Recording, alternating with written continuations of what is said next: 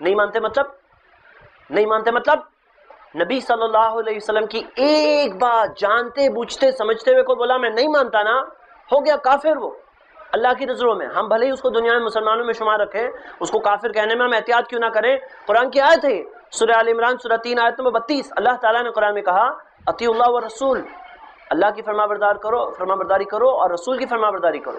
فَإِن تَوَلَّوْا اطیعوا اللہ واطیعوا الرسول، اللہ کی فرمانبرداری کرو، رسول کی فرمانبرداری کرو.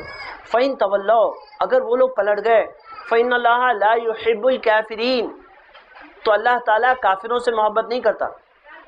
پلٹ گئے کس چیز سے؟ فرمانبرداری سے پلٹ گئے تو وہ کافروں سے اللہ محبت نہیں کرتا. اب دیکھیے کیا ہوتا ہے، شروع میں کہا میری کمی ہے اور بعد میں کیا کہتا ہے؟ میں نہیں مانتا. کیوں نہیں مانتا؟ یہ ہو گیا انکار، یہ تو ہو گیا، اب توحید والا وہ نہیں رہا.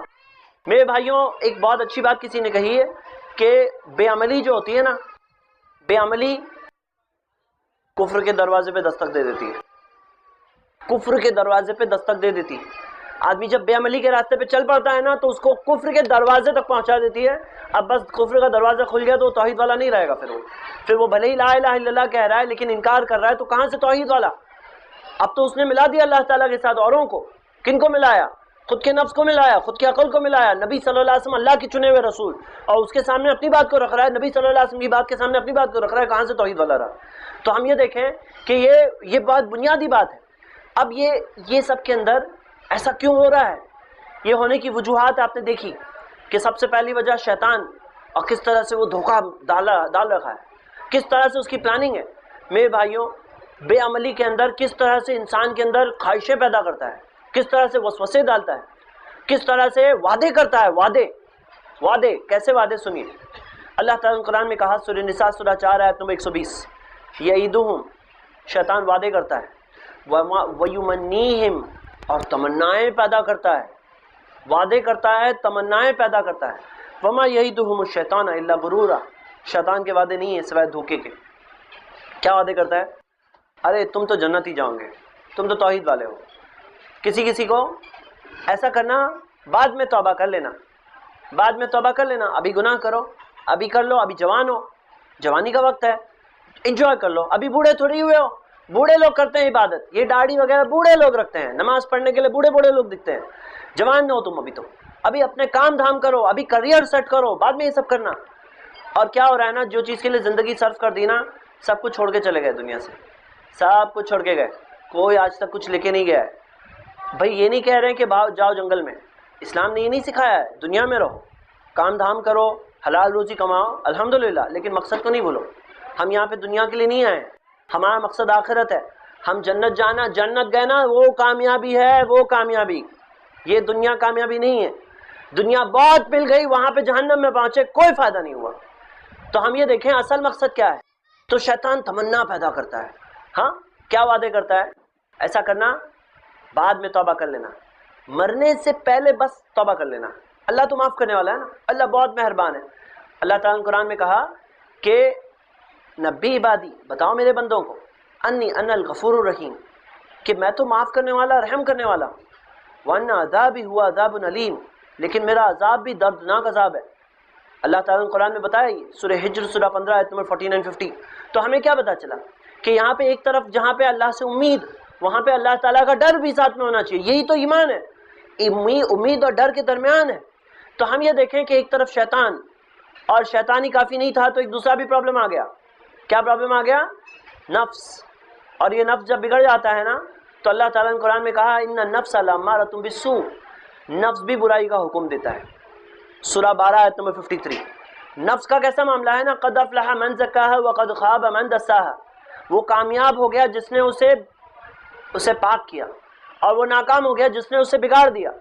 تو مطلب ہمارے اندر ایک نفس ہے، وہ پاک بھی ہوتا ہے، ناپاک بھی، گندا بھی ہوتا ہے، بگڑتا بھی ہے، اچھا بھی ہوتا ہے. جیسے آپ نے دیکھا ہوگا لوہا کا ایک ٹکڑا لو اور لوہے کے ٹکڑے کو میگنیٹ کو گھماؤ تو کیا ہوگا، اس کے اندر بھی میگنیٹک کوالٹی آ جاتی ہے. اب وہ میگنیٹ لوہا اس سے بھی چپکنے لگتا ہے، جو چیزیں اس سے بھی میگنیٹ جیسا ہونے لگتی ہے. تو ہمارا نفس کا ایسا معاملہ ہے کہ اگر شیطان کی تربیت میں رہے گا، شیطان کا اثر تو اللہ تعالیٰ نے بتایا ان النفس لامارۃ بالسوء، وہ نفس بھی برائی کا حکم دینے لگتا ہے. اور شیطان کو معلوم ہے یہ، تو اسی لیے شیطان نے زیادہ انرجی کہاں لگا رہا ہے، وہ کہاں پہ رکا ہوا ہے، برے برے گندے راستے پہ نہیں رکا ہوا ہے، وہاں تو نفس کام کرے گا، بھی بگڑا ہوا جو نفس ہے نا وہ کام کرے گا. شیطان صراط المستقیم پہ رکا ہوا ہے، وہاں والوں کو پہلے پکڑے گا. وہاں والوں کو پکڑنے میں شیطان کی انرجی زیادہ جا رہی ہے، اور نفس بگڑ گیا تو نفس تو ایسے ہی آدمی کو برائی کے راستے پہ چلائے گا. لوگ بولتے ہیں کہ جب رمضان کے مہینے میں شیاطین قید ہوتے بڑے بڑے، پھر بھی برائی کے کام کیوں کرتے ہیں؟ وہ 11 مہینے کا اثر ہوتا ہے کہ 12ویں مہینے میں ایسے ہی ہوتا ہے. میرے بھائیوں اب یہ ہے حقیقت ہے.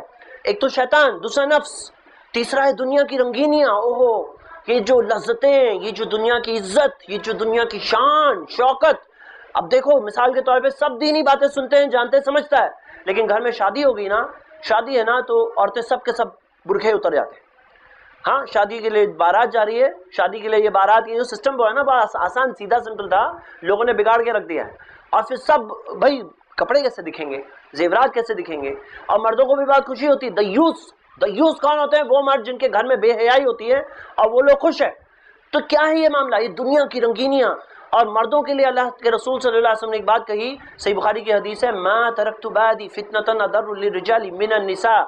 میں نے اپنے بعد کوئی فتنہ نہیں چھوڑا جو آدمی کے لیے عورتوں سے زیادہ نقصان دہ ہے. عورتوں کا مطلب جو اللہ کی نافرمان عورتیں ہیں، جو بے حیا، غلط کام ہے، جو سب ہے، سب سے بھاری نقصان ہے مردوں کو ہوتا ہے. تو اس چیز سے ہے، اپنے آپ کو بچانا ہے، اپنے آپ کو بچانا ہے. آج کتنے بھائی ہیں جن کا آدھا دین مکمل نہیں ملتا ہے. آدھا دین مکمل نہیں مطلب نکاح نہیں کیے، ذریعے ہے، بولے تھوڑا اور سیٹل ہو جاتا ہوں. بھائی الحمدللہ جو ہو گیا کر لو جلدی، اپنے آپ کو اپنی حفاظت کرو. تو میرے بھائیوں یہاں معاملہ یہ تیسرا دنیا، یہ دنیا کی سب چیزیں. بھئی یہ دنیا ہی تو ہے کھینچ رہی ہے. آج کتنی بار ایسا ہوتا ہے کہ کوئی اچھا ماشاءاللہ بھائی دکھتا ہے جو دین کے قریب آ رہا ہے، بہت اچھا لگتا ہے کہ ماشاءاللہ کیسے دین کی طرف مائل ہو رہا ہے، پھر تھوڑے دنوں بعد دیکھو تو غائب. کیوں؟ دنیا کھینچ لیتی ہے. یہ دنیا کے اٹریکشنز ہیں نا، یہ سب پیچھے پڑی رہتی ہے. اور اللہ تعالیٰ نے کہا لئن تطیع اکثر من فی الارض لیضلوک عن سبیل اللہ. اگر دنیا میں جو اکثر ہے نا ان کے پیچھے چلو گے نا تو یقیناً وہ لوگ تمہیں گمراہ کر دیں گے. سورہ 16 آیت نمبر 116. تو ہم یہ دیکھیں کہ یہ دنیا کی رنگینیاں، ایک طرف شیطان اس کے وسوسے، اس کی وعدے، اس کی تمنائیں پیدا کرتا ہے جو تمام اس کی پلاننگ ہے. دوسری طرف نفس، اور جو نفس بگڑتا بھی اچھا بھی ہوتا ہے. اچھا ہو گیا تو اللہ تعالیٰ نے قرآن میں کہا نفس اللوامہ، ملامت کرے گا.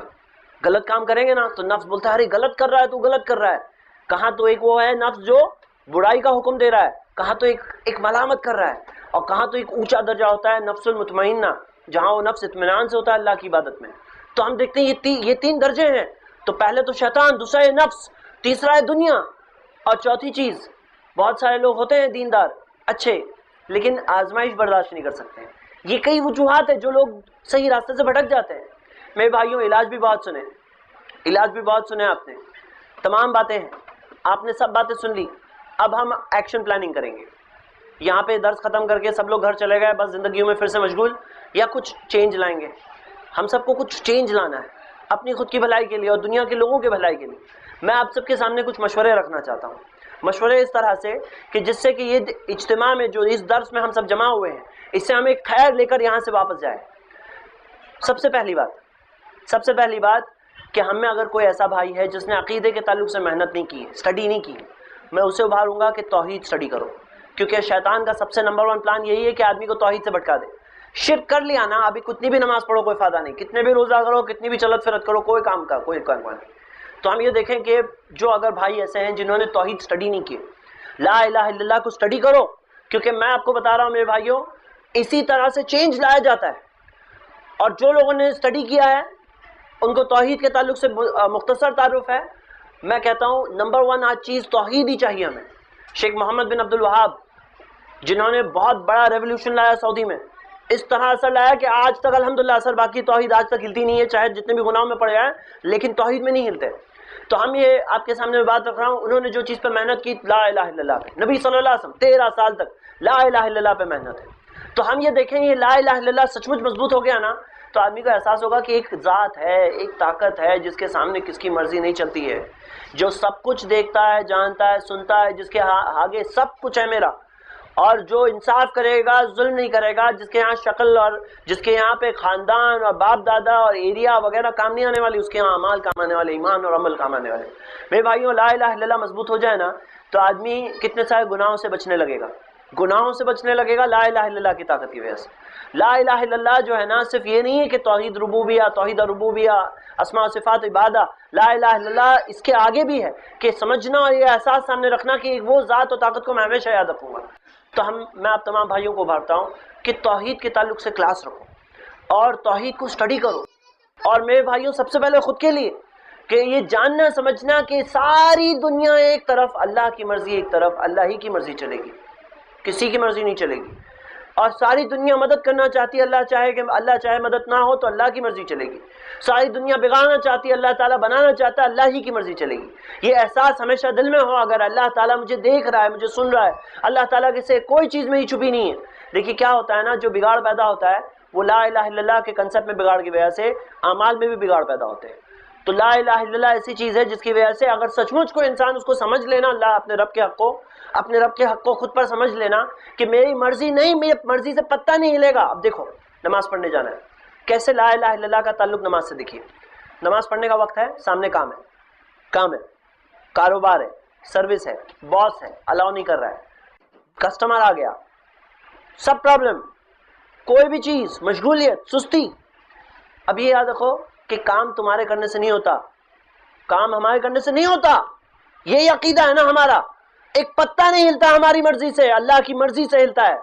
کتنی بار ہوتا ہے ایک کام 50 بار کریں گے تو بھی ختم نہیں ہوتا ہے، اور کتنی بار ایسا ہوتا ہے کام خود سے ختم ہو جاتا ہے۔ اللہ کے رسول صلی اللہ علیہ وسلم نے کہا کہ اللہ کہتا ہے تفرغ لی عبادتی، میری عبادت کے لیے اے بندے اپنے آپ کو فارغ کر۔ اللہ کہتا ہے میری عبادت کے لیے فارغ کر، میں تیرے دل کو اطمینان سے بھر دوں گا، تیری غریبی کو دور کر دوں گا، اور اگر ایسا نہیں کرے گا میں تیرے ہاتھوں کو کام سے بھر دوں گا اور غریبی کو دور نہیں کروں گا۔ مطلب اب یہاں کام کرنے سے نہیں ہوتا، ارے بھائی تھوڑے سے وقت میں زیادہ ٹائم کام ہو جاتا ہے، زیادہ وقت میں کچھ بھی نہیں ہوتا ہے، ہوتا ہے کہ نہیں ہوتا ہے نا، ہوتا ہے کہ نہیں ہوتا ہے؟ ارے برکت کا کنسپٹ کیا ہے؟ برکت۔ ایک مثال دیتا ہوں، ایک گاڑی ہے روڈ سے ہٹ گئی، کھڈے میں آ گئی، 10 لوگ کھینچ رہے، گاڑی نہیں نکل رہی ہے، 2 پہلوان آ کے کھینچ رہے ہیں، نکل گئی۔ 10 اچھے کہ 2 اچھے؟ 2 اچھے ہے نا۔ برکت کا معاملہ کیا ہے؟ کم میں زیادہ کی قیمت۔ برکت کا آپ نے سنا ہوگا، پرانے لوگ کہتے تھے کہ ہم لوگ وہ زمانے میں تھوڑا اتنا کماتے تھے پورا گھر کھاتا تھا، اور آج کمائے پھر بھی گھر کے خرچے نہیں پورے ہوتے۔ کیوں؟ وہ پرانے زمانے میں حرام کاریاں کم تھی، یہ حرام کی جو چیزیں آج اتنی زیادہ آ گئی یہ کم تھی، اس زمانے میں برکت زیادہ تھی۔ آج کے زمانے کے اندر جتنا زیادہ لوگوں کے نا مال کی خواہش بڑھ گئی ہے نا، اتنا زیادہ برکتیں کم ہوتی جاتی ہیں۔ تو ہم یہ دیکھیں کہ یہ کنسپٹ کیا ہے، یہ میرے کام کرنے سے نہیں ہوتا، میرے رب کے ہاتھ میں ہے، اللہ کے ہاتھ میں ہے، میری مرضی نہیں ہے، میرے رب کی مرضی سے ہوتا ہے۔ اس کی مرضی ہوگی تو ہوگا، کوشش میں کروں گا، کیونکہ میرے نبی صلی اللہ علیہ وسلم نے کہا کہ اونٹ کو باندھ دو، بھروسہ اللہ پہ کرو، تو اونٹ کو تو باندھ دوں گا کیونکہ وہ مجھے کرنا ہے، لیکن کام ہوتا ہے تو رب کی مرضی سے ہوتا ہے۔ سمجھنا ہے یہ کنسپٹ کو۔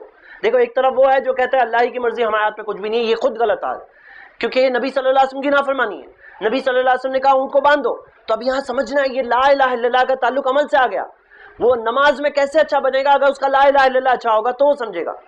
تو ہمیں سمجھنا ہے یہاں پہ اللہ کے ہاتھ میں لا الہ الا اللہ کا تعلق ہے عمل سے، اور ایک ایک چیز میں آدمی بے عمل کیوں بنتا ہے؟ کیونکہ وہ لا الہ الا اللہ میں کمزور ہو جاتا ہے، اس کی کمزوری الگ الگ لیول کی ہوتی ہے۔ تو میرے بھائیوں یہ بات کو سمجھنا ہے۔ تو میں آپ لوگوں کو ابھارتا ہوں کہ آیتیں یاد کرو، حدیثیں یاد کرو، لا الہ الا اللہ کے موضوع پر، توحید کے موضوع پر، صرف اس کو رسمی طور پہ نہیں۔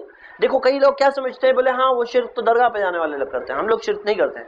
ارے بابا شرک کی کئی شکلیں ہوتی ہیں، کئی شکلیں ہوتی ہیں۔ آدمی کا اپنے آپ کو جوڑ کے رکھا ہے اللہ سے، وہ اپنے آپ کو بڑا سمجھتا ہے اللہ کے آگے، یہ بھی ایک قسم ہے۔ کئی لوگ چہرہ دیکھتے ہیں کسی کا، بولتے پتہ نہیں کس کا منہ دیکھ لیا صبح پورا دن خراب ہو گیا۔ ہاں کسی کے چہرہ دیکھنے سے اچھا برا نہیں ہوتا ہے، اللہ کے ہاتھ میں ہے اچھا برا ہونا۔ ہاں کتنے لوگ کہتے ہیں کہ پتہ نہیں کیا کوئی کالی بلی راستہ کاٹ گئی، کچھ تو برا ہونے والا ہے۔ یہ سب شکلیں ہیں، اب سمجھنا ہے ہم سب کو۔